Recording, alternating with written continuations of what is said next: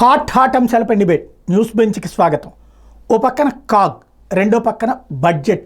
ఈ రెండిట్లో కూడా జగన్ ప్రభుత్వాన్ని తూర్పారబట్టారు చంద్రబాబు నాయుడు, అలాగే ఆర్థిక మంత్రి పయ్యావుల కేశవ్. అదే సమయంలో జగన్మోహన్ రెడ్డి దానికి వివరణ ఇస్తూ చంద్రబాబు చెప్పిన అబద్ధాలు అంటూ విమర్శలు చేసుకుంటూ వచ్చారు.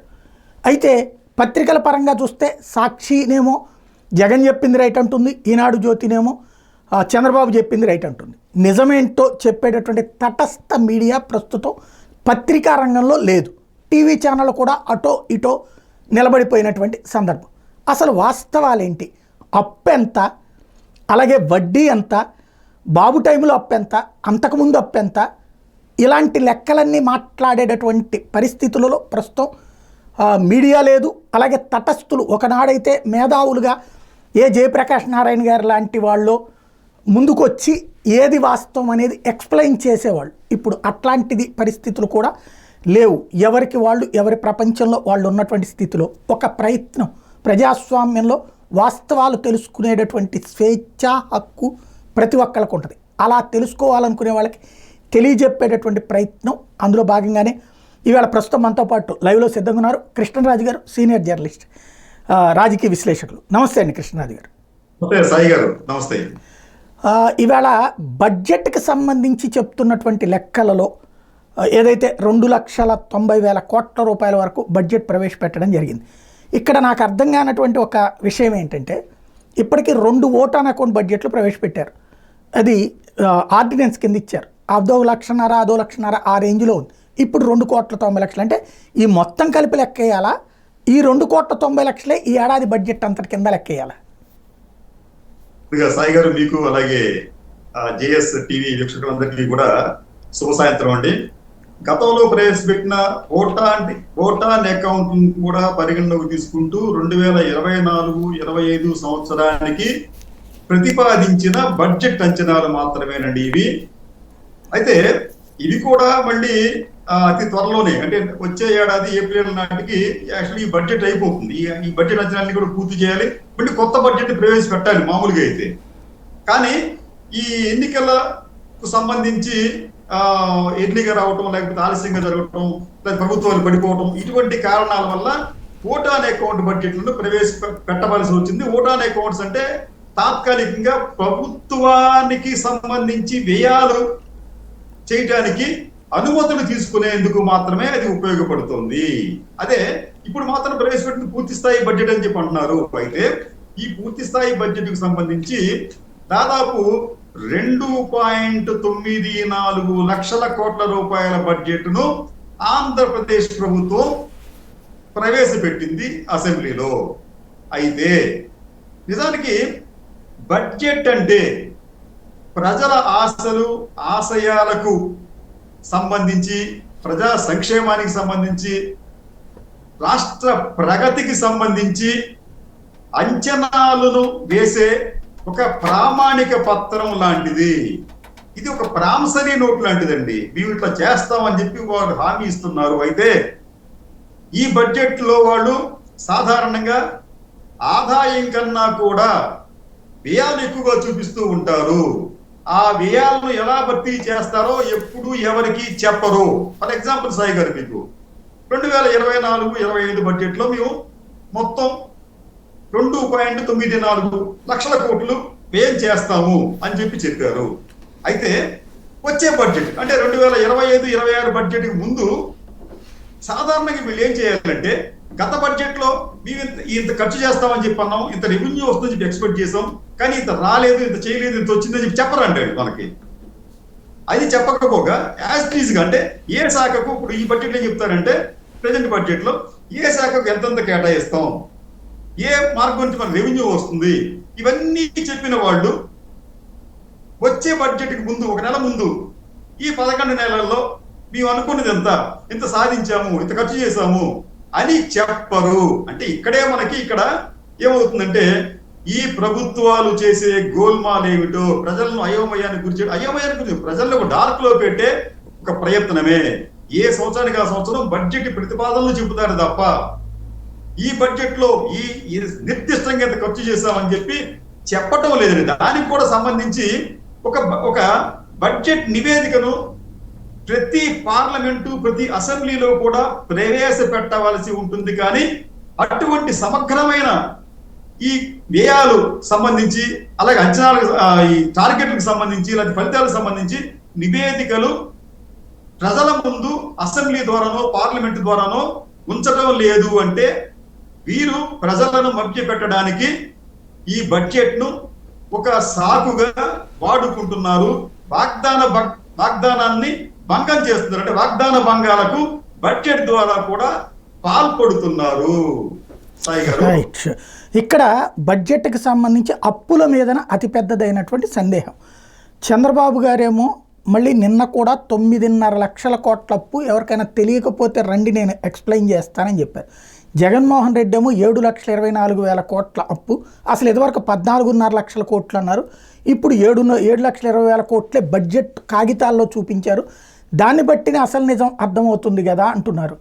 ఏది నిజం సార్? ఈ అప్పులకు సంబంధించి బాధ్యత రాహిత్యమైన రాజకీయ పార్టీలు నిరంతరం తప్పుడు ప్రకటనలు చేస్తూ ప్రజలను పెడతో పట్టించాయండి ఈ అప్పుల విషయంలో. నిజానికి వైఎస్ జగన్మోహన్ రెడ్డి ప్రభుత్వ హయాంలో చేసిన అప్పులు ఎంతో చాలా విస్పష్టంగా ఆనాటి కేంద్ర ఆర్థిక శాఖ పార్లమెంట్లో కూడా చెప్పిందండి. కానీ ఒకవైపు పార్లమెంట్లో నిర్మలా సీతారామన్ గారు ఆంధ్రప్రదేశ్కు ఆనాడు ఉన్న అప్పులు 6 లక్షల కోట్ల రూపాయలకి మించి లేవని చెప్తే, అదే పార్టీకి సంబంధించిన బీజేపీ రాష్ట్ర అధ్యక్షురాలు పురంధేశ్వరి గారు, ఆవిడకి మరి ఎట్లా వచ్చినో తెలియదు, 14 లక్షల కోట్ల అప్పులు ఉన్నాయని చెప్పి ఆవిడ చెప్తారు. యనమల రామకృష్ణ గారేమో 12 లక్షలు చెప్పి అంటారు. చంద్రబాబు నాయుడు గారేమో 14 లక్షలు చెప్పి అంటారు. ఇట్లా ఎవ్వరికి తోచిన విధంగా వారు అప్పులపై అబద్ధాలు చెప్పారు, అప్పులపై ప్రజలను పెడతో పట్టించారు. కాబట్టి ఇటువంటి అప్పులకు సంబంధించి తప్పుడు ప్రకటనలు చేసిన వారు యావత్ ఆంధ్ర జాతికి తప్పనిసరిగా క్షమాపణ చెప్పవలసిన అవసరం ఉందండి. లేకపోతే వీరు ఇటువంటి తప్పులను ఇంకా చేసుకుంటూ వెళుతూనే ఉంటారు, తప్పుడు ప్రచారం చేస్తూనే ఉంటారు. నిజానికి ఈ మధ్యన తాజాగా చంద్రబాబు నాయుడు గారు చెప్పినట్టుగా 9 లక్షల కోట్ల రూపాయలు అప్పులే ఉన్నాయి. కానీ బడ్జెట్ ఎంత చూపించారండి? 7.34, 7.34 లక్షలు ఎంత చూపించారు? ఎందుకు అంత చూపిస్తున్నారు? మీరు గతంలో మీరు ప్రతిపక్షం ఉన్నప్పుడు చేసిన ప్రకటన ఎంత? 10 లక్షలు, 11 లక్షలు, 12 లక్షలు, 14 లక్షలు చూపించారు. మీరు అవి ఎట్లా వచ్చినాయి మీకు అవి? అంటే ఈ ఎన్డీఏ కూటమిలోని ఈ పాలక పక్షాలు ఏవైతే ఉన్నాయో, జనసేన, బీజేపీ, అలాగే తెలుగుదేశం పార్టీలు ప్రతిపక్ష పార్టీలుగా ఉన్న సమయంలో ప్రజలకు అప్పుల విషయంలో అబద్ధాలు చెప్పాయి. ఈవెన్ కేంద్ర ప్రభుత్వం చెప్పిన లెక్కలకు భిన్నంగా ఆంధ్రప్రదేశ్ లో లెక్కలు చెప్పారు. కాబట్టి ఈ పార్టీలు ఖచ్చితంగా ఆంధ్రప్రదేశ్ ప్రజలకు క్షమాపణ చెబితే బాగుంటుందనేది నా అభిప్రాయం. సాయి గారు, అంటే వాళ్ళు ఎట్లా క్షమాపణ చెప్పరు, కానీ అసలు వాస్తవం ఎంత? ఇప్పుడు చంద్రబాబు గారు ఏమంటున్నారు, నిన్న కూడా ఏది బడ్జెట్కి సంబంధించినటువంటి ధన్యవాదాలు తెలిపే తీర్మానం సందర్భం కూడా, తెలియకపోతే రండి నేను చెప్తాను 9.5 లక్షల కోట్ల రూపాయలు అంటున్నారు. దానికి ఇక్కడ యాడ్ చేస్తున్నటువంటిది ఏంటంటే, పయ్యావుల కేశవ్ గారు లాంటి వాళ్ళు చెప్తున్నది 1,35,000 కోట్ల బిల్లుల పెండింగ్ అన్నటువంటిది. అంటే 1,35,000 కోట్ల బిల్లులు పెండింగ్, కార్పొరేషన్ రుణాలు, అట్లాగే కరెంటు డిపార్ట్మెంట్ రుణాలు, ఇవన్నీ కలిపితే అది 9.5 లక్షల కోట్ల రూపాయల దాకా చేరింది. 9,75,000 కోట్ల రూపాయల దాకా అన్నటువంటి చంద్రబాబు గారు చెప్తున్నది, లేకపోతే పయ్యావుల కేశవ్ చెప్తున్నది. అప్పుడు చంద్రబాబు గారి టైంలో చెప్తున్నటువంటి లెక్క 3.5 లక్షల కోట్లే అని చెప్తున్నారు. అవి కార్పొరేషన్ లోన్స్ ప్లస్ ఇవన్నీ కలిపి లెక్కేసినవా, కలపకుండా లెక్కేసినవా? అప్పుడు ఎంత ఉన్నాయి, ఇప్పుడు ఎంత ఉన్నాయి, అసలు వాస్తవం ఎంత? సాయి గారు, మనం ఒక విషయం గమనిద్దామండి. అంటే మన భారతదేశ ప్రజలు చాలా చాలా అంశాల్లో ఉదాసీనంగా ఉంటారండి. దేనిని కూడా సీరియస్ గా తీసుకోరు. ఈవెన్ ప్రభుత్వ పెద్దలు అనేకానికి తప్పులు చేసినప్పటికీ కూడా మనం పట్టించుకోవడం లేదు. ఇటువంటి తప్పుడు లెక్కలనే ఏ బ్రిటన్లోనో ఏ అమెరికాలోనో చెప్పి ఉంటే వారి మీద అక్కడి మీడియా కావచ్చు, లేకపోతే ప్రతిపక్షాలు కావచ్చు, ప్రజా సంఘాలు కావచ్చు, తీవ్ర స్థాయిలో విమర్శలు గుప్పించి ఉండేవి. మనం ఏమడుగుతున్నాం వీళ్ళని, మీరు అప్పులకు సంబంధించి తప్పులు చెబుతున్నారు, క్షమాపణ చెప్పండి అని చెప్పి అనేది రీజనబుల్ రిక్వెస్ట్ అండి. అది చెప్పరు అంటే వారు తోలుమందంగా వ్యవహరిస్తున్నారని చెప్పి ఈ ప్రజలు భావించాలా.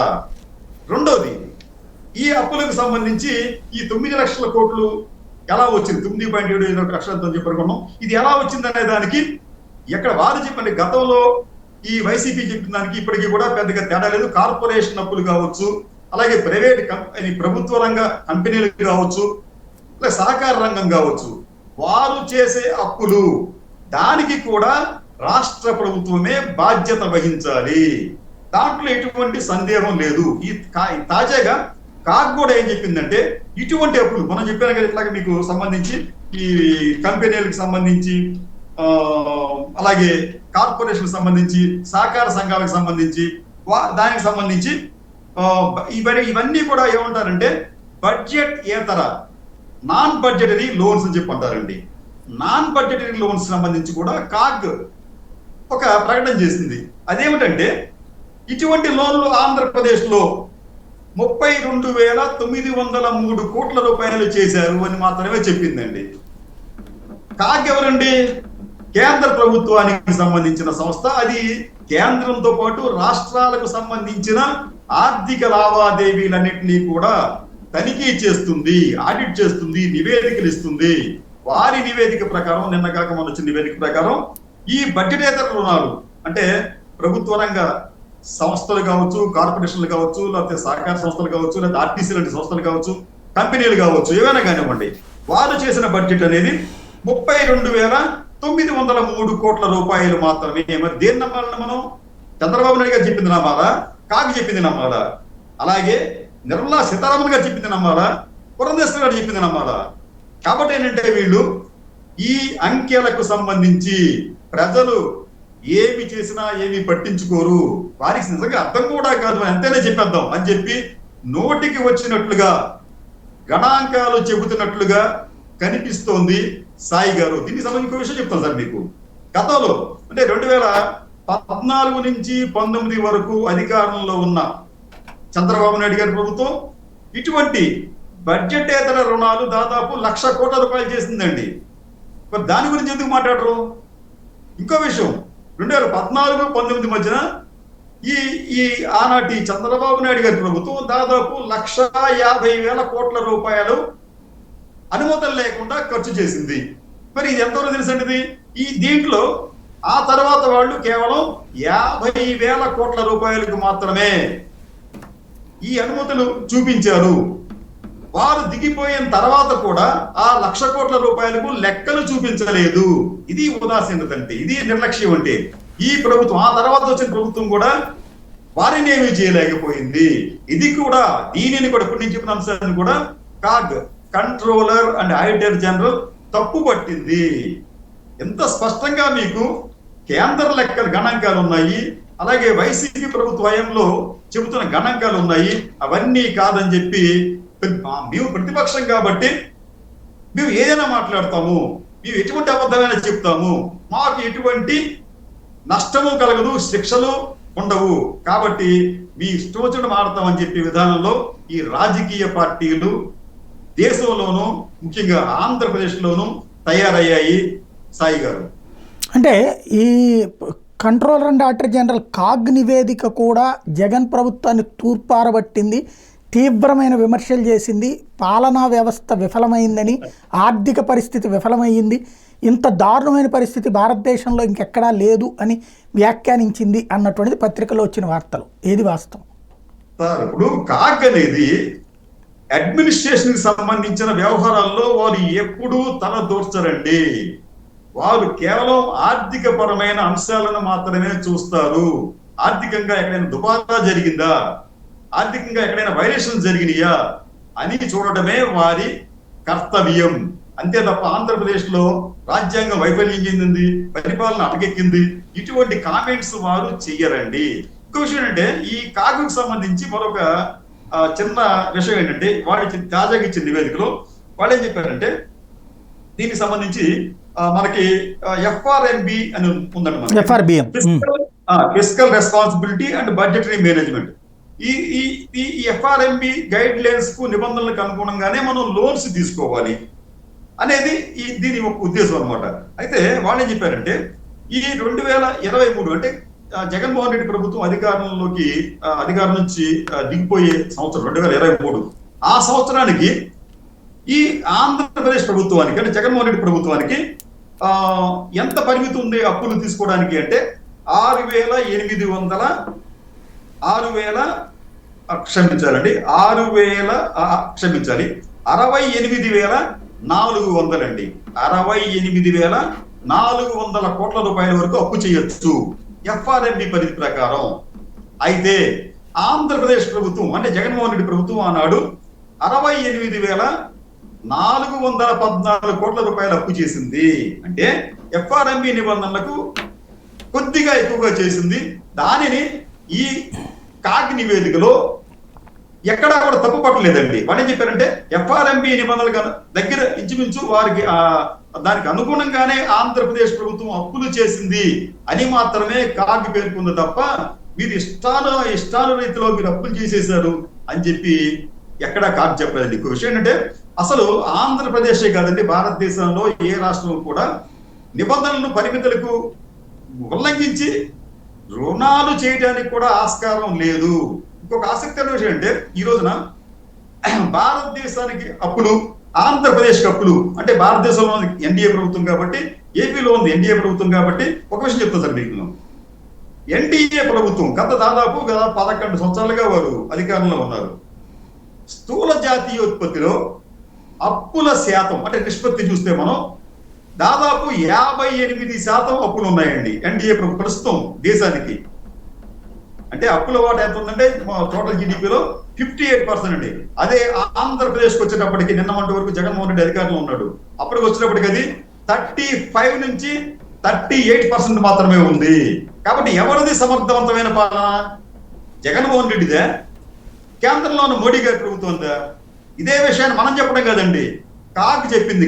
కంపేరిటివ్ స్టేట్మెంట్ ఇస్తూ ఏ రాష్ట్రానికి ఎంతెంత తప్పులు ఉన్నాయి, జీడిపిలో డెట్ రేషియో ఎంత ఉంది అని చెప్పినప్పుడు ఆంధ్రప్రదేశ్ ఉన్నది 35 నుంచి 38% మాత్రమే. మనకన్నా తమిళనాడు అలాగే కేరళ ఇటువంటి రాష్ట్రాలకి ఆ డెట్ రేషియో చాలా ఎక్కువగా ఉంది. కానీ ఇక్కడ జరిగింది ఏంటంటే ఒక వాస్తవాన్ని దారుణంగా హత్య చేశారు. ఒక అప్పులకు సంబంధించి దారుణంగా అవాస్తవాలు ప్రచారం చేశారు అని మనకి కేంద్ర ప్రభుత్వ సంస్థలే చెబుతున్నాయి సాయి గారు. రైట్. అంటే ఇక్కడ వచ్చే 100 రూపాయలలో 70 రూపాయల దాకా జీతాలకి ప్లస్ అప్పులు తీర్చడానికే సరిపోతుందని చంద్రబాబు గారు చెప్పారు. ఇప్పుడు దీంట్లో కాగ్ లెక్క ఎలా ఉంది, బడ్జెట్ లెక్క ఎలా ఉంది, రూపాయి రాక పోక? సార్ ఇక్కడ మీకు దీనికి సంబంధించి కాగ్ అనేది భారతదేశానికి రాష్ట్రాలకు కూడా ఏం చెప్తుందంటే మీరు 2 రకాల వ్యయాలు ఉంటాయి సార్. ఒకటి రెవెన్యూ వ్యయాలు, అంటే అది ఆస్తుల కల్పనకు తావులేని అనుత్పాదక వ్యయాలు. దానివలన ఈ వ్యయాల వలన ఆస్తుల కల్పన జరగదండి, దానివల్ల ఉత్పాదన కూడా ఏమి ఉండదు అక్కడ. లైక్ సంక్షేమ పథకాలు ఏమంటారు, సంక్షేమ పథకాలు లాగా అది మొత్తం అన్ని వస్తాయి. చెప్తాను మీకు సార్. ఇది అంటే వాటిని ఏమంటాం మనం రెవెన్యూ వ్యయాలని చెప్పి అంటాం. రెండవది క్యాపిటల్ ఎక్స్పెండిచర్, అంటే ఇది మనకి కొంత ఉపాధిలో లేకపోతే కొంత పరిశ్రమలను ఇవన్నీ ఆస్తుల కల్పనకు ఈ వ్యయం ఉపయోగపడుతుంది. సాధారణంగా భారతదేశం 1947లో ఏర్పడిన దగ్గర నుంచి, ఆ తర్వాత కాగ్ ఏర్పడిన దగ్గర నుంచి వాళ్ళు చెప్పేది ఏంటంటే బాబు మీరు రెవెన్యూ వ్యయాలు తగ్గించుకోండి, ఈ క్యాపిటల్ వ్యయాలు పెంచండి. క్యాపిటల్ వ్యయాలు పెంచితే తప్ప దేశంలో మీకు ఆస్తుల కల్పన జరగదు, మౌలిక సదుపాయాలకు నిధులు లభిస్తాయి, ఉపాధి జరుగుతుంది అని చెప్పి పదే పదే చెబుతూ ఉంటారు. ప్రతి సంవత్సరం అదే చెబుతారు నివేదికలో. కానీ ఆంధ్రప్రదేశ్తో పాటు చాలా రాష్ట్రాల్లో ఈ క్యాపిటల్ వ్యయాలు చాలా తక్కువగా ఉంటాయి, రెవెన్యూ వ్యయాలు చాలా ఎక్కువగా ఉంటాయండి. ఫర్ ఎగ్జాంపుల్ మీకు 2024-25 బడ్జెట్ చూద్దామండి.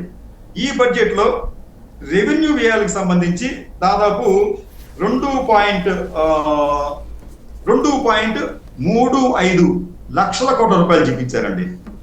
2.35 లక్షల కోట్ల రూపాయలు చూపించారు. అంటే వీళ్ళు చేస్తున్నారంటే వచ్చిన డబ్బంతా కూడా ఖర్చు పెడతారు, రెవెన్యూ ఖాతాలో ఖర్చు పెడతారు, రెవెన్యూ ఖాతాలో. దాంట్లో ఏమున్నాయండి మీకు? జీతాలు, బత్యాలు, రవాణా ఖర్చులు, పెన్షన్లు, అవి దాదాపు ఏడాదికి 60,000 కోట్ల రూపాయలు ఉన్నాయండి.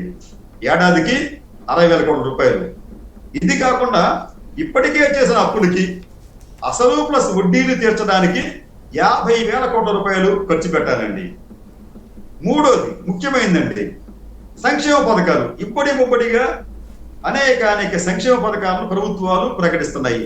ఏపీకి వచ్చేటప్పటికి ప్రతి సంవత్సరం అంటే జగన్మోహన్ రెడ్డి గారి పథకాలను కూడా వీళ్ళు అమలు చేస్తున్నారు. కాబట్టి ఒక్క జగన్మోహన్ రెడ్డి గారి ప్రభుత్వంలో ఇచ్చిన హామీలను అమలు చేయడానికే దాదాపు ఏడాదికి 85,000 కోట్ల రూపాయలు ఖర్చు అవుతుంది. ఇప్పుడు మీకు ఎంత అయిందని మొత్తం? ఇది మీకు 60,000 కోట్ల రూపాయలు జీతభత్యాలు, పెన్షన్లు, 50,000 కోట్ల రూపాయలు అప్పులకి వడ్డీలకి, 85,000 కోట్ల రూపాయలు సంక్షేమ పథకాలకి ఖర్చు పెడుతున్నారు. ఇది కాకుండా ఇంకో విషయం సార్, ఇది కాకుండా దాదాపు 21 శాఖలకండి, 21 శాఖలకు వీరు ఖర్చు అంటే వారి ప్రతి శాఖ, మన విద్యుత్ శాఖ కావచ్చు, లేకపోతే ఆరోగ్య శాఖ కావచ్చు, వైద్య శాఖ కావచ్చు, ఇటువంటి శాఖలన్నిటికీ కూడా వీటికి పెడుతున్న ఖర్చు దాదాపు 1,00,000 కోట్ల పైన ఉందండి. ఇది ఈ 21 శాఖ, క్షమించాలి, ఈ 21 శాఖలకు పెట్టాల్సిన ఖర్చు 2.14 లక్షల కోట్లు ఖర్చు పెట్టాలండి. ఇది ఈ బడ్జెట్ అనేది ఎంత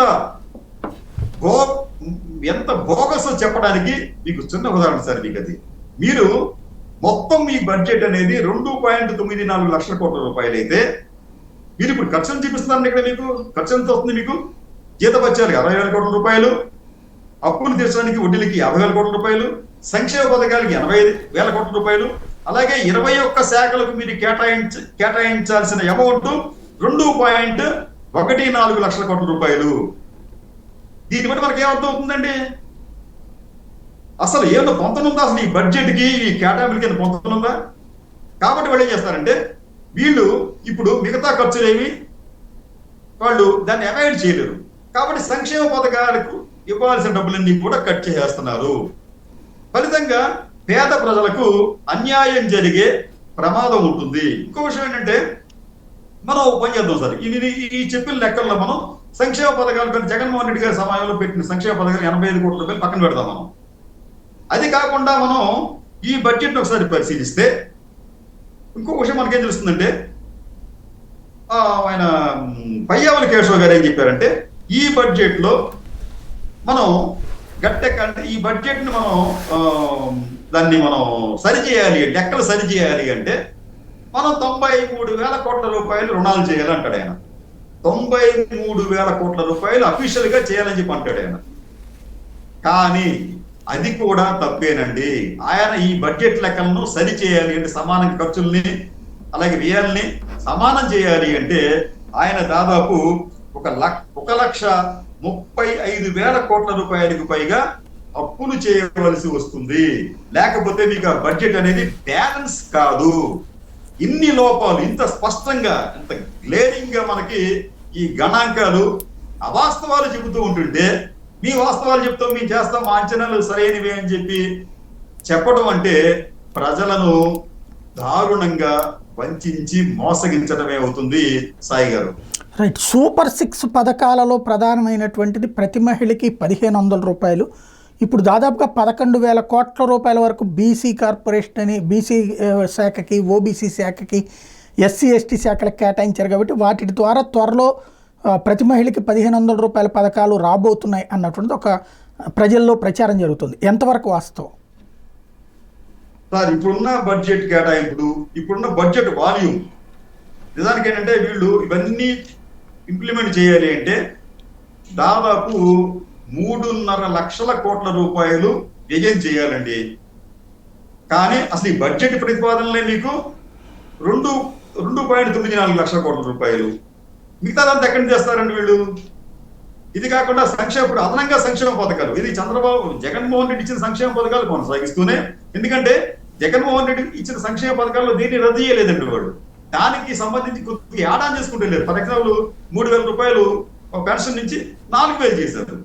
ఇది కాకుండా అట్లా రైతులకు ఇవ్వాల్సిన సహాయాన్ని పెంచారు. అట్లాగే ఇది కాకుండా దీపం పథకం అని చెప్పి, ఆ పథకం అని చెప్పి, ఈ పథకం అని చెప్పి అదనంగా చేయటం వలన ఇది ఏడాదికి 85 నుంచి 90 లక్షలు లేదా 1,00,000 కోట్ల రూపాయలు అవుతుంది. ఇది విధంగా స్పష్టత లేనప్పటికీ కూడా ఇటువంటి స్పష్టత రాష్ట్ర ప్రభుత్వం ఇవ్వదు. వాళ్ళు ఏం చేయాలంటే ఈ బడ్జెట్ లో మేము ఇట్లాగా సూపర్ 6 అనే పథకం పెట్టాము, అది సూపర్ బ్లఫ్ కాదు, చాలా మంది అంటున్నట్టు అది తప్పది, ఈ పథకాలకు ఇంతమంది లబ్ధిదారులు ఉంటారు, ఇంత ఖర్చు అవుతుంది అని చెప్పచ్చు కదండి. అక్కడ ఇది చెప్పట్లేదు.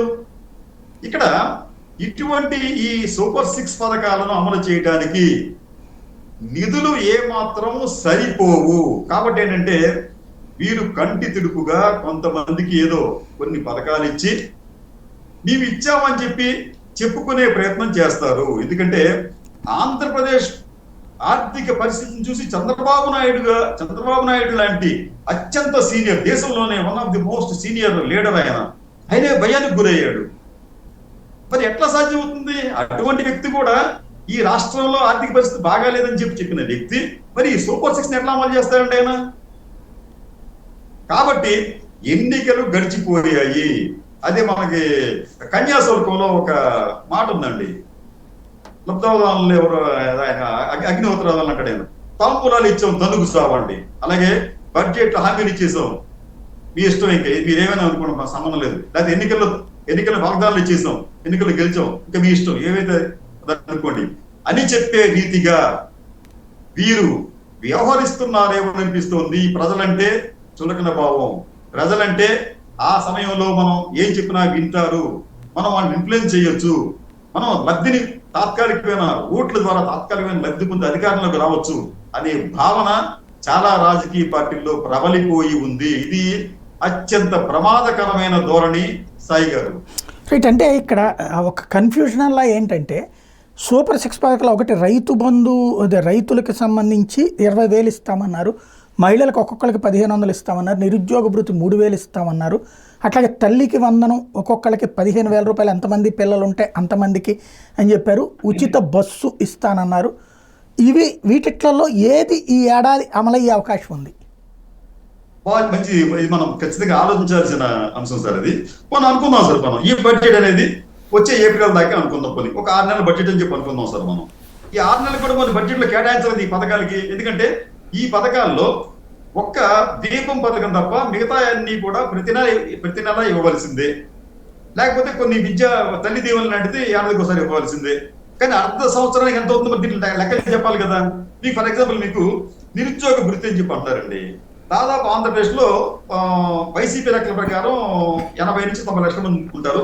అయితే టీడీపీ వాళ్ళు అంచనా ప్రకారం 50 lakhs అన్ఎంప్లాయ్ ఉండొచ్చు, అంటే ఉద్యోగాలు చేస్తూ ఉండొచ్చు కానీ స్థిరమైన ఉద్యోగం కాకపోవచ్చు. అది వారికి దాదాపు 18,000 కోట్ల రూపాయలు సంవత్సరం ఖర్చు అవుతుంది. దాంట్లో మరి సగమైన, అంటే 6 నెలలు కేటాయించినప్పటికీ కూడా 9,000 కోట్ల రూపాయలు కేటాయించాలి. కానీ బడ్జెట్ లో ఎంత కేటాయించారండి? కేవలం 3,000 కోట్ల రూపాయలు, అంటే 1/3 కేటాయించారు అంతే. రెండోదండి మీకు తల్లికి వందనం. ఆంధ్రప్రదేశ్ లో ఎలిజిబిలిటీ ఉన్న ఈ తల్లికి వందనం లబ్ధిదారులు దాదాపు 84 లక్షల మంది. వీరికి దాదాపు 12,600 కోట్ల రూపాయలు చెల్లించాలి. కానీ మనం అర్ధ సంవత్సరం అనుకుంటే దానికి వాళ్ళు సుమారుగా 6,000 కోట్ల రూపాయలు పైన చెల్లించాలి. కానీ కేటాయించింది 5,000 కోట్ల రూపాయలు. అలాగే మీకు రైతులకు సంబంధించి ఇది మరీ దారుణంగా ఉందండి. ఇది రైతులకు సంబంధించి దాదాపు 53 లక్షల మంది లబ్ధిదారులు ఉంటే వారికి మొత్తం ఏడాది మొత్తం చూస్తే వారికి దాదాపు 10,761 కోట్ల రూపాయలు చెల్లించాలి. మనం ఏడాది అంతా వద్దనుకున్నాం కదండి, 6 నెలలు అనుకున్నాం కదా. ఈ 6 నెలలకి దాదాపు 5,000 కోట్ల రూపాయలు బడ్జెట్ లో కేటాయించాలి. కానీ కేటాయించింది ఎంతండి? 1,000 కోట్ల రూపాయలు మాత్రమే. అలాగే ఆడబిడ్డ సంక్షేమ నిధి, దీనికి సంబంధించి 32,000 కోట్ల రూపాయలు కేటాయించాలి. కేటాయించింది ఎంతండి? 0. 32,000 కోట్ల రూపాయలకి మీరు ఆడబిడ్డ నిధికి కేటాయించింది 0. బడ్జెట్ లో చెప్పిన మాట మీరు అది. తర్వాత గ్యాస్ కి సంబంధించి దాదాపు 4,000 కోట్ల రూపాయలు పే చేయాలి. అంటే విడత చెప్పండి. అంటే ఈ హయాంలో వాళ్ళు దాదాపు 2 సార్లు ఇవ్వాల్సి వస్తుంది. ఒకసారి ఇచ్చామని చెప్పండి, ఇంకోసారి ఇవ్వాలి. ఈ 4,000లో దాదాపు 2,500 కోట్ల రూపాయలు ఈ పథకానికి, ఈ గ్యాస్ పథకానికి వాళ్ళు కేటాయించాలి. కానీ కేటాయించింది ఎంతండి? 895. అంటే ఈ రోజు మీరు కేటాయించకపోతే తర్వాత కేటాయిస్తారా? అంటే అనిత్ గారు కూడా ఏదో ఆవిడ ప్రెస్ మీట్ లో మాట్లాడుతూ కంగారు ఏమిటి, ఈ ఫస్ట్ విడతకే మేము 895 కోట్లు కేటాయించాం, తర్వాత మళ్ళీ ఇస్తామని చెప్పినారు. తర్వాత మీరు ఎట్లా ఇస్తారు? మీరు ఎక్కడి నుంచి చేస్తారా డబ్బులు మీరు? అదొకటి. తర్వాత మీ ఫైనల్ గా ఉచిత బస్సు అండి. ఉచిత బస్సుకు సంబంధించి నిధుల కేటాయింపు ఊసే లేదు. ఎప్పుడు దానిని అమలు చేస్తారో తెలియదు. కాబట్టి ఏంటంటే ఈ సూపర్ 6 అనేది ఒక సూపర్ బ్లఫ్ గా ఈ ప్రభుత్వం మార్చకూడదని కోరుకుంటున్న వ్యక్తుల్లో మీరు ఒకరిని. ప్రజలకు మీరు ఏం వాగ్దానం చేశారో అది ఇవ్వండి. ఇకనైనా కానీ ఆచరణ సాధ్యం కాని వాగ్దానాలు చేయటం మానివేయండి. ఎవరూ చేయకూడదండి. ఇక్కడ ఒక విషయం చెప్తాం సార్ మీకు. జగన్మోహన్ రెడ్డి సంబంధించి ఆయన ప్రభుత్వంలో దాదాపు 2.90 అంటే 2,90,000 కోట్ల రూపాయల నగదు నేరుగా ప్రజలకు అందించారండి. ఇది కాకుండా మరొక 1,00,000 కోట్ల రూపాయలు ఇండైరెక్ట్ గా వాళ్ళకి అందించారు. అంటే దాదాపు 10,000 కోట్ల తగ్గుగా దాదాపు 4 లక్షల కోట్ల రూపాయలు ప్రజల్లోకి వెళ్ళాయి. అలా వెళ్ళటం వలన జరిగిన మేలేమిటి, కీడేమిటి అని చెప్పి ఒకసారి మనం పరిశీలిద్దాం సార్. ఇక్కడ అదేమిటంటే సాధారణంగా ఒక ప్రాజెక్ట్ ఉంటుందండి. ఫర్ ఎగ్జాంపుల్ పోలవరం లాంటి ప్రాజెక్ట్ ఉంటుంది అనుకుందాం. దానికి ఒక 60,000, 65,000 ఖర్చు అవుతుందని చెప్పి అనుకుందాం మనం. ఈ 65,000 కోట్లకు సంబంధించి ఈ ప్రభుత్వం ఏం చేస్తుందంటే ఎవరో ఒకరికి కాంట్రాక్ట్ ఇస్తుంది. ఇచ్చి మొబిలైజేషన్ అడ్వాన్స్ అని చెప్పి ఒక 10,000 కోట్లు, 5,000 కోట్లు ఇస్తుంది. ఎవరికి ఇస్తుందండి? ఒక కాంట్రాక్టర్ ఇస్తుంది. ఈ కాంట్రాక్ట్ ఏం చేస్తాడు? దాన్ని ఈ మొబిలైజేషన్ అడ్వాన్స్ తీసుకుని మొత్తం ఖర్చు పెడతాడా అంటే ఖర్చు పెట్టాడు. ఇవన్నీ కూడా ఎక్కడికి వెళ్తాయండి? ఎక్కడికో వెళ్తాయి. కొన్ని సందర్భాల్లో దేశ తీరాలు కూడా దాటిపోవచ్చు, ఏవైనా జరగచ్చు. కాబట్టి అంటే ఆ డబ్బు అనేది, అంటే మొబిలైజేషన్ అడ్వాన్స్ ఇచ్చిన డబ్బు అనేది స్థానికంగా మార్కెట్ లో సర్క్యులేట్ కాలేదు అని మన ఉద్దేశం, అది చెప్పడం ఉద్దేశం. అది ఇటువంటి బడా కాంట్రాక్టర్లకి, బడా వ్యాపారులకు ఇచ్చే డబ్బు అనేది స్థానిక మార్కెట్ లో సర్క్యులేట్ కావడం లేదు. ఓకే, మీరు అంటారు సర్క్యులేట్ కావడం నష్టం ఏంటి నీకు? ఇండస్ట్రీ కడుతున్నారు కదా, ప్రాజెక్ట్ కడుతున్నారు కదా అని చెప్పనొచ్చు. అయితే ఈ ప్రాజెక్ట్ కి సంబంధించి లంచాలు, కాస్ట్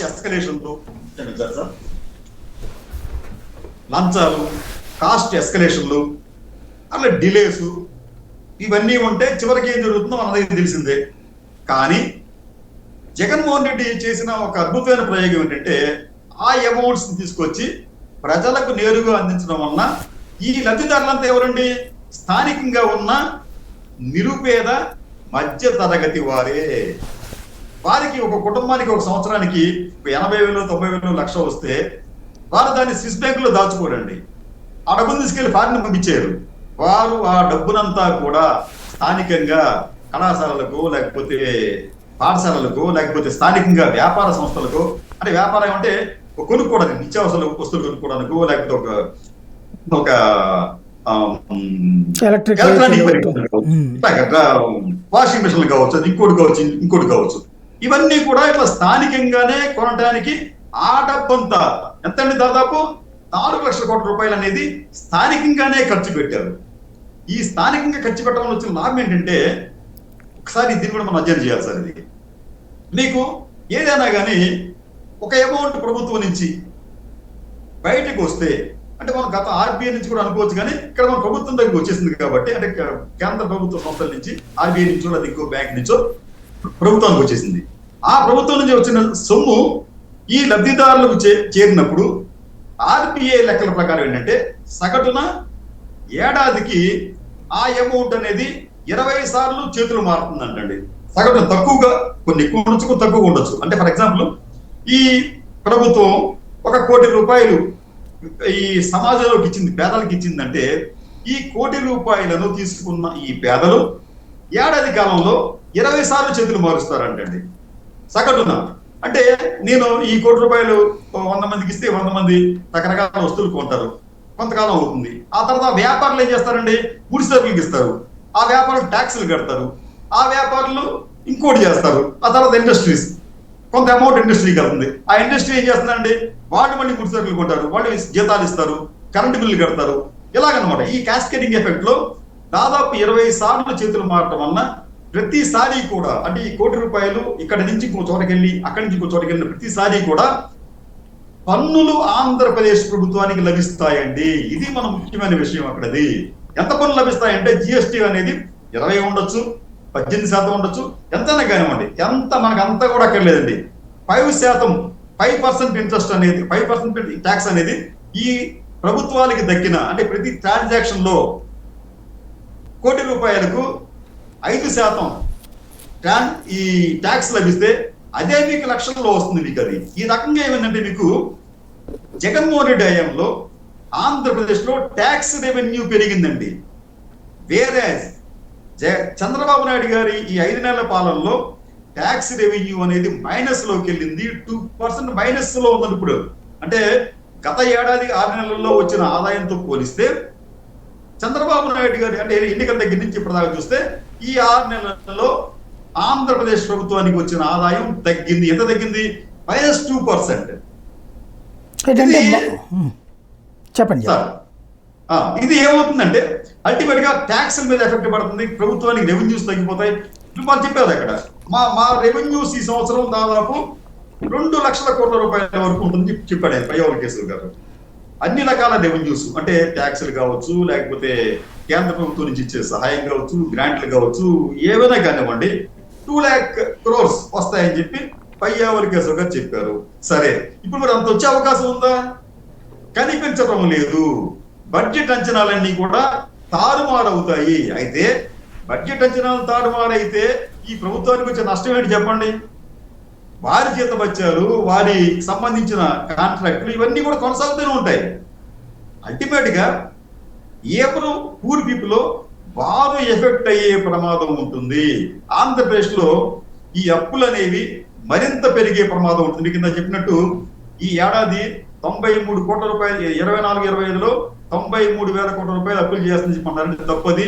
దాదాపు 1,35,000 నుంచి 40,000 కోట్ల వరకు 40,000 కోట్ల వరకు అప్పులు చేయవలసిన పరిస్థితి ఏర్పడుతుంది.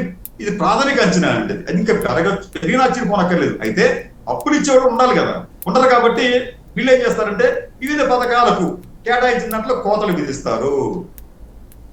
రైట్. అంటే ఇక్కడ ఒక చిన్న సందేహం ఏంటంటే కాగ్ అనేటటువంటిది రాష్ట్ర ప్రభుత్వాన్ని తీవ్రంగా తప్పుబట్టిందా లేదా?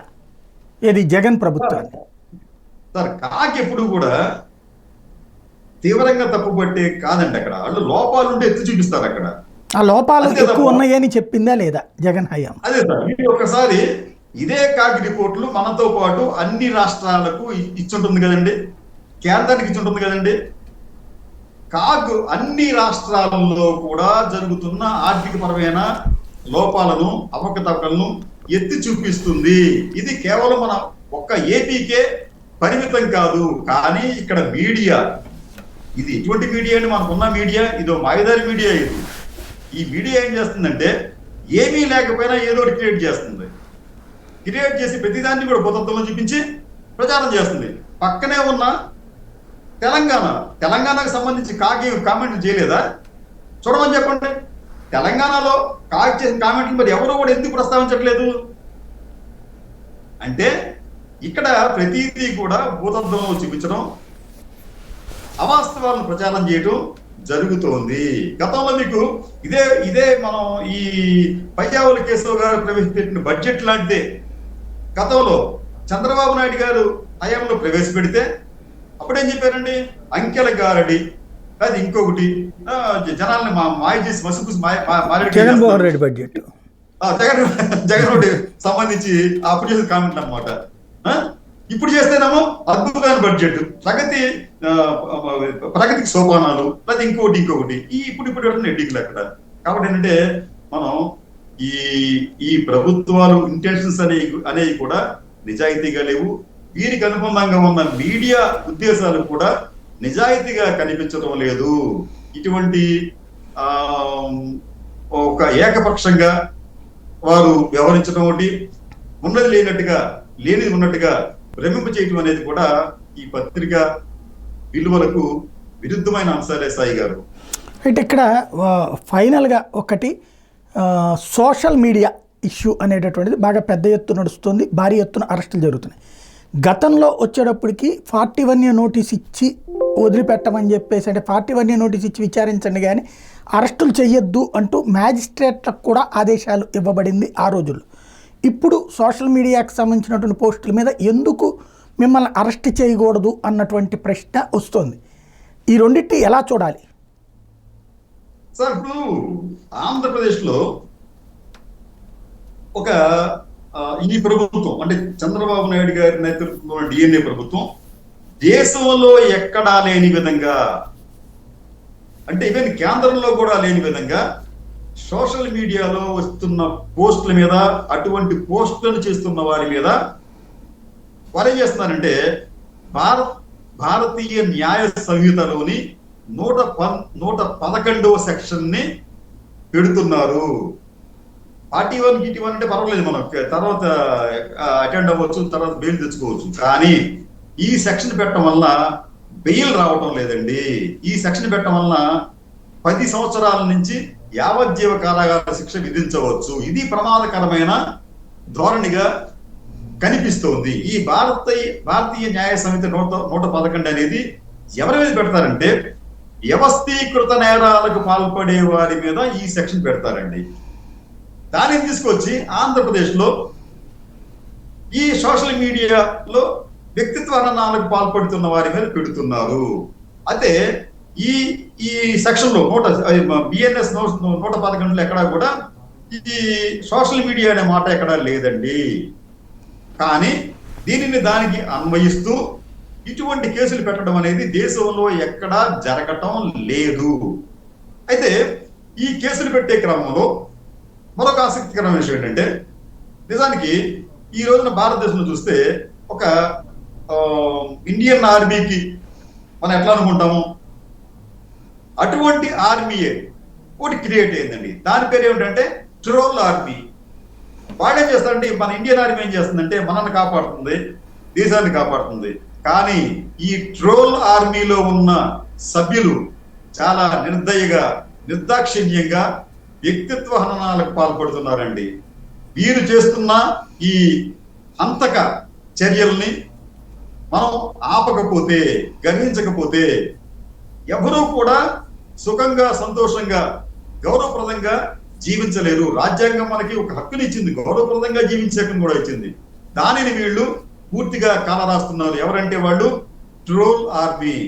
సరే, ఈ ట్రోల్ ఆర్మీకి సంబంధించి చాలా రాష్ట్రాలు ఉన్నాయి కదంటే, ఇతర రాష్ట్రాలకి మనకు ఉన్న తేడా ఏమిటంటే, ఆంధ్రప్రదేశ్ లో ఉన్నంత ట్రోల్ ఆర్మీ అనేది బహుశా దేశంలో ఏ రాష్ట్రంలో కూడా లేదనిపిస్తోందండి.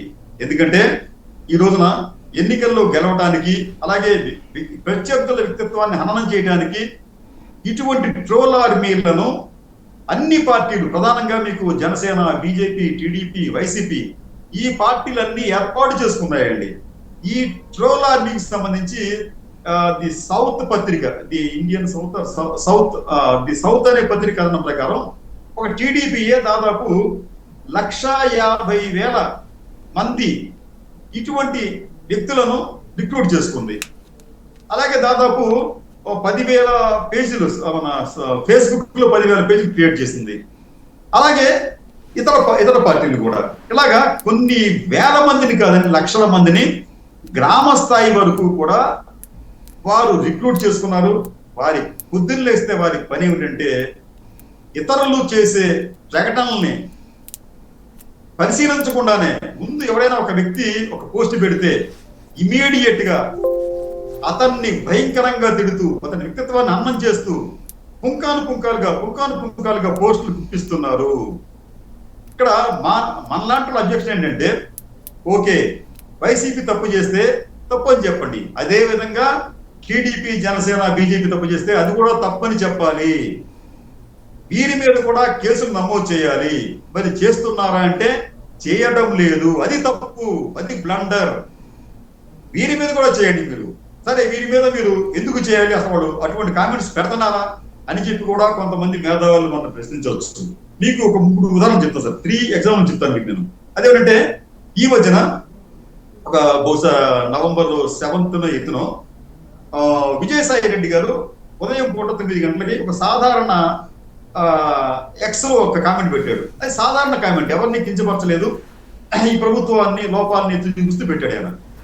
అది పెట్టిన 2 గంటల్లోనండి దాదాపు 90 మంది విజయసాయి రెడ్డికి వ్యతిరేకంగా ఎక్స్ లో పోస్టులు పెడుతూ ఆయనను నానా రకాలుగా తోలనాడారు, ఆయన వ్యక్తిత్వాన్ని అన్నం చేశారు. అంతేకాకుండా ఆయనకు ఒక మహిళకు ఏదో సంబంధం ఉన్నట్టుగా దాన్ని పెట్టారు. అంటే వాళ్ళ ఉద్దేశం ఏంటంటే మీరు అసలు నోరు మెదిపితే మీ వ్యక్తిత్వాన్ని హత్య చేసేస్తాం అని చెప్పే విధంగా ఉక్కిరి బిక్కిరి చేస్తూ ఊపిరాడకుండా చేసే ఉద్దేశంతో అటువంటి పోస్టులు పెడతారు. రెండో సంఘటన మీకు జగన్మోహన్ రెడ్డి కూడా ఇటువంటి ఒక ట్వీట్ చేస్తే 9th ఎప్పుడనండి, ఆయన ట్వీట్ చేసిన వెంటనే 6 గంటల్లో దాదాపు 250 ట్వీట్స్ వచ్చినాయి, వ్యతిరేకంగా వచ్చినాయి. ఆయన వ్యతిరేకంగా అన్ని కూడా ఆయన వ్యక్తిత్వాన్ని అన్నం చేసే విధంగానే, ఆయన కించపరిచే విధంగానే రకరకాల వ్యంగ్యంగా మాట్లాడుతూ చేశారు. దాంట్లో ఎక్కడ కూడా వైసీపీ వాళ్ళు సమర్థిస్తూ పెట్టిన పోస్టర్ కనిపించలేదు. తాజాగా మీకు కారుమూరి వెంకటరెడ్డి గారు అని చెప్పి వైసీపీ అధికార ప్రతినిధి నిన్న ఆయన ఏదో నిన్న సాయంత్రం బహుశా ఒక ట్వీట్ చేస్తే ఆయన కుటుంబాన్ని అలాగే ఆ వైసీపీలోని నాయకుల వ్యక్తిత్వాన్ని కూడా అన్నం చేస్తూ పుంకాలుగా వాళ్ళు పోస్టులు పెట్టారు. అంటే ఇక్కడ ఏం జరుగుతుంది, ఇక్కడ వైసీపీ వాళ్ళు ఈ తప్పు చేస్తే వాళ్ళు శిక్షకు అర్హులు, అదే తప్పును బీజేపీ వాళ్ళు లేకపోతే టీడీపీ వాళ్ళు జనసేన వాళ్ళు చేస్తే వాళ్ళ మీద కేసులు ఉండవు, వాళ్ళని ఎవరు తప్పు పట్టడం లేదు. వీరికి సంబంధించి ఎవరన్నా పోలీసులు తీసుకెళ్ళినప్పటికీ కూడా పోలీసులు వాటిని పట్టించుకోవడం లేదు. కాబట్టి ఏంటంటే ఈ పరిణామం అనేది అది అత్యంత శోచనీయంగా ఆంధ్రప్రదేశ్ కు మారింది. ఈ వ్యక్తిత్వ హననంతకులు ఆంధ్రప్రదేశ్ లో లక్షలాది మంది జీవితాలను మనసులను కూడా వాళ్ళు ఒక చెప్పాలంటే కలుషితం చేస్తున్నారు, లేకపోతే భయభ్రాంతికి గురి చేస్తున్నారు, లేకపోతే స్వేచ్ఛగా జీవించే హక్కు లేకుండా చేస్తున్నారు. అల్టిమేట్ గా చెప్పేదంటే ఆంధ్రప్రదేశ్ లో ఈ ట్రోల్ ఆర్మీ అనేది భారతదేశంలో ఎక్కడా లేనంత పెద్ద సంఖ్యలో ఉంది, ఎక్కడా లేనంత శక్తివంతంగా ఉంది. ఈ ట్రోల్ ఆర్మీని అణచివేయకపోతే, ప్రజలు తిరుగుబాటు చేయకపోతే, ప్రజలు ఉదాసీనంగా ఉంటే, వారు ఇంట్లో ఎవరైనా ముక్కు మూసుకొని కూర్చున్నప్పటికీ కూడా వారిని వదలదు. వారి గురించి కూడా చాలా నీచమైన పోస్టులు పెడతారు. Right, thank you very much అండి. ఇది పరిస్థితి. ఒకవైపు బడ్జెట్, రెండో వైపున కాగ్ నివేదిక, మరొక వైపున సోషల్ మీడియా అరెస్టులు. ఈ 3 ప్రస్తుతం రాష్ట్రంలో హాట్ టాపిక్స్. వాటి వెనకాల ఉన్నటువంటి వాస్తవాలకు సంబంధించి కృష్ణరాజు గారి కోణం అది. ఎవరైనా సరే ఒక అంశానికి సంబంధించి ఒక పార్శ్వాన్ని చూడటమే కాకుండా రెండో పార్శ్వాన్ని చూడాలి. ఈ 2 పార్శ్వాల వెనకాల ఉన్నటువంటి వాస్తవం ఏంటి అన్నటువంటిది విశ్లేషించేటటువంటి కాలం మళ్ళీ రావాలన్నటువంటిది మనస్ఫూర్తిగా కోరుకుందాం.